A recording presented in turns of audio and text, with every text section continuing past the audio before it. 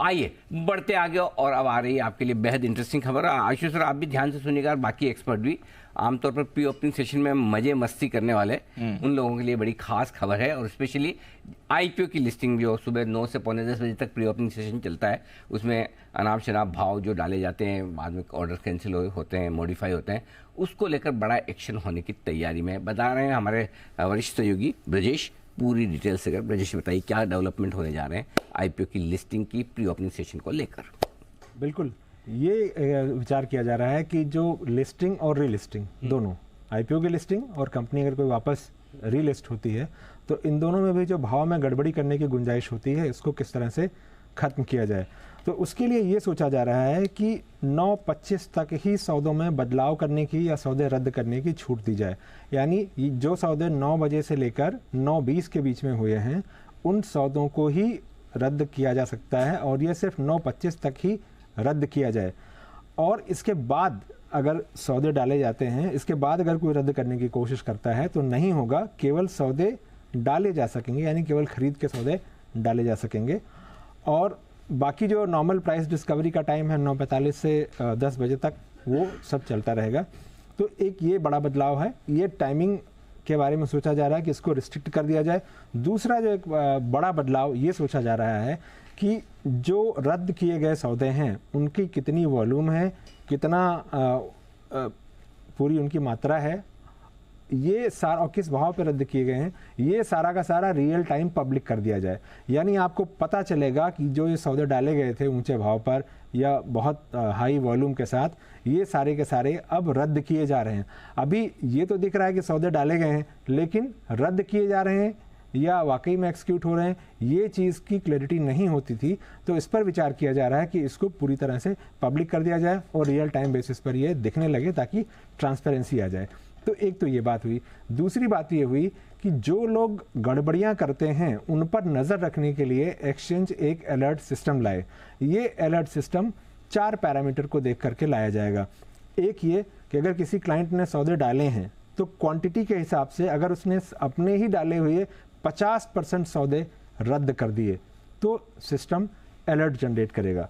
दूसरा ये है कि अगर उसने जितने सौदे डाले, नंबर ऑफ कैंसिल्ड ऑर्डर जो है उसके जितने सौदे डाले, उसमें 50% उसके ऑर्डर नंबर ऑफ ऑर्डर के हिसाब से अगर कैंसिल होते हैं तो सिस्टम एक अलर्ट जनरेट करेगा। तीसरा ये है कि कुल वॉल्यूम अगर किसी क्लाइंट ने डाला उसका 50% कैंसिल कर दे रहा है तो भी सिस्टम से अलर्ट जनरेट होगा। या अगर किसी ने अनरियलिस्टिक भाव पर जाकर के वो मॉडिफाई कर रहा है तो वहाँ से भी सिस्टम में अलर्ट जनरेट होगा। और end of the day exchange इसकी जानकारी सेबी को भी भेजेगा और खुद जवाब तलब करेगा ऐसे लोगों से कि उन्होंने इस तरह की चीज़ें क्योंकि मतलब एक सेंसिबल तरीके से की या कुछ गड़बड़ी करने के इरादे से की। मतलब आप कुल मिला के ये कह रहे हो कि प्री ओपनिंग सेशन में लिस्टिंग और रीलिस्टिंग के वक्त जो मस्ती चलती थी, शब्द इन्वर्टेड कोमाज मस्ती, वो बंद हो जाएगी। बिल्कुल, इरादा यही है। और ये जो किया क्यों जा रहा है, इसका डेटा है। ऐसा नहीं कि मतलब थॉट में आया और एक डेटा थॉट में आया और कर दिया, ऐसा नहीं। डेटा है। एनएसई और बीएसई पे सबसे ज्यादा कैंसिलेशन ऑर्डर 9:20 से 9:45 के बीच में आते हैं। अच्छा, ओके। ऑर्डर की संख्या के लिहाज से अगर देखें तो 69%, 69% कैंसिलेशंस 9:20 से 9:45 के बीच में।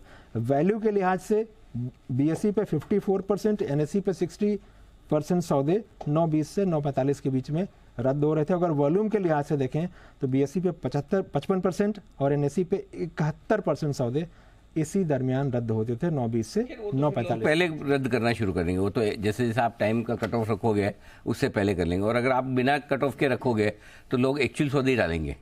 वो तो जहाँ मौका मिलता है तो लोग मस्ती करते हैं, वो वाली बात। मौका बेसिकली कम कर रहे हैं। हाँ। बिल्कुल, मौका भी कम कर रहे हैं। दूसरी एक बात ये सोच रही कि क्या इतना लंबा सेशन रखने ये भी जरूरत है क्या? जरूरत है क्या कि 9 बजे से लेकर 10 बजे तक, मतलब 9:45 तक आप रखें, इतना 45 मिनट। एक बार आशीष सर से राय लेते हैं, जरूरत भी है क्या? आशीष सर क्या कहना है आपका? अनिल जी देखिए, ये जो चेंजेस आ रहे हैं बहुत अच्छे हैं, लेकिन जो आपने लास्ट बात बोली ना, जो सबसे इंपॉर्टेंट बात ये है, इतना लंबा टाइम अनिल जी देने की क्या लॉजिक है, क्या जरूरत है? इतना रिक्वायर्ड ही नहीं है।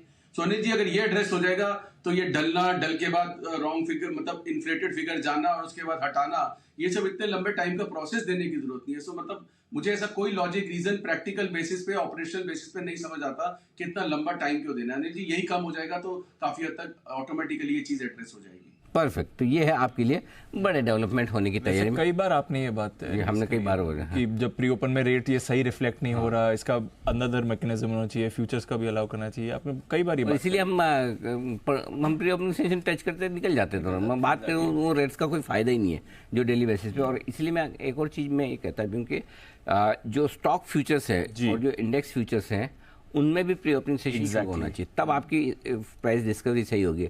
अभी क्या होता है, कैश मार्केट के लेवल से आपकी प्राइस डिस्कवरी होती है, कैश के लेवल सही तस्वीर दिखाते नहीं है। सुबह सुबह प्री ओपनिंग सेशन में कैश में वॉल्यूम हार्डली होता है। एक लॉट में जितना वॉल्यूम होता है उतना 10 ट्रेडर मिलकर कैश में नहीं करते होंगे। तो सही प्राइस डिस्कवरी फ्यूचर्स की होती है। तो प्री ओपनिंग सेशन जो 9 से 9-8 का अगर वो फ्यूचर्स में भी शुरू हो जाए, एक्सचेंजेस के लिए भी फायदा, उनका वॉल्यूम भी बढ़ेगा, प्री ओपनिंग से शुरू हो जाएगा। और बाकी लोगों के लिए भी अच्छा है कि उन्हें प्री ओपनिंग सेशन में अपना एंट्री एग्जिट करने का प्लान मिलेगा। और एक्सचेंजेस को एक आइडिया और भी देता हूँ, पोस्ट क्लोजिंग सेशन भी एक शुरू होना चाहिए 10 मिनट बाद। पहले होता ही था तो 3:40 पे भी कर दो, तो क्लोजिंग प्राइस पे जिसको अपना सौदा कम ज़्यादा करना है वो भी डाल दें। तो I think there are so many ways and means जहाँ आप मदद कर सकते हैं। एनीवे देखते हैं जहाँ जब भी जो भी आगे फ्यूचर में होगा